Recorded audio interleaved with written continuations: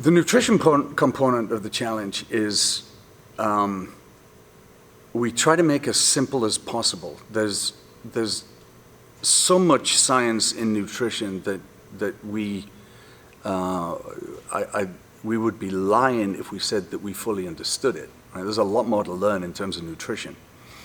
But we do know what a basic formula for nutrition looks like, right? Because we've all got forefathers that were in good shape, right? So if you pick your great-great-great-grandparents, I don't know who they are, but I do know that they were lean and wiry and strong, and they weren't overweight unless you were some kind of aristocracy, because there just wasn't that much food around, so you had to make sure that the food that you had counted, and there was work to be done, right? So you had to do some stuff with the nutrients that were available. And at that point, we didn't understand what the nutrients were or how they acted. And we know more about that now. But it really, trying to concentrate on that stuff is unnecessary. So what we've done is we've pared this whole idea down. And there's nothing magical about it. It is lean meat, vegetables, nuts and seeds, some fruit, little starch, and no sugar. If you're vegetarian, you knock the lean meat out of it. And that works for everybody. Right? And this is not a guess, right? We know this from millions upon millions of people worldwide. You'll find that the principles that we preach are actually common to a lot of the current diets that people publish. So whether it's a keto diet or a plant-based diet, Mediterranean diet, South Beach diet, paleo diet, all of these more kind of faddish diets, they really boil down to eating high quality food and maximizing the effect of the nutrient on the system. So for this reason, we measure week by week using a clinical grade bioimpedance monitor, the kind that you find in a doctor's office, not the kind that you buy off the shelf at Walmart. What is your body composition? So how much body fat do you have? How much visceral fat do you have? How much muscle mass do you have? Whether you're showing signs of inflammation as a reaction to the foods that you're eating. Because it's different for everyone. Everybody is genetically different, unless you've got an identical twin. And your start point is different, your gender is going to be different, your age is different, your activity level is different. So we can start with a broad brush approach, but inevitably it has to become individualized if you're going to optimize the process. So everybody's nutrition advice is slightly different because everybody's life is different. Everybody is different.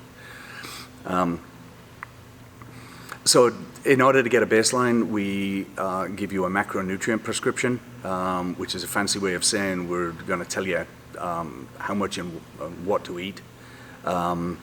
And it's of the types of food. We don't tell you specifically, right? Nobody's going to say, like, you better eat green beans like Patrick. If you don't like green beans, that's not a problem, right? There's plenty of stuff that will substitute to taste. But again, it's going to be lean meat, vegetables, nuts and seeds, and fruit, little starch, and no sugar.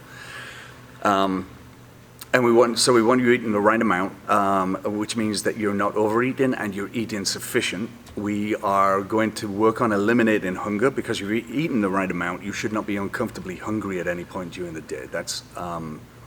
This is certainly not a starvation diet. Chances are you're going to find that you eat less than you usually do, and it feels like you're eating more than you usually do. We've got lots of different meal plans that we can apply to people according to their personal tastes. If they have food allergies, it's easy to circumnavigate those kinds of problems unless they're really egregious. So if you've got a peanut allergy, it's no big deal. If you're allergic to water, good luck. Right? I mean, it happens, but we've yet to find anyone that we couldn't make a startling difference to in terms of the effect on their body with their nutrition. And really, this is not a case of making you eat stuff that we're prescribing. The reason that Americans are overweight is not because they don't know what to eat. People know what to eat, and for the most part, they know mostly what they shouldn't eat. The problem is a behavioral problem. It's not a problem of taste or knowledge. and it is that we are unused to preparing our food from ingredients. So we eat far too much processed food, and therein lies the problem. So if you think that something like surf and turf would be delicious, right? So a sirloin and a lobster tail with a baked potato, butter and sour cream, and some broccoli on the side, if that sounds like a good meal, then you've already got it nailed as far as identifying nutritious food to eat.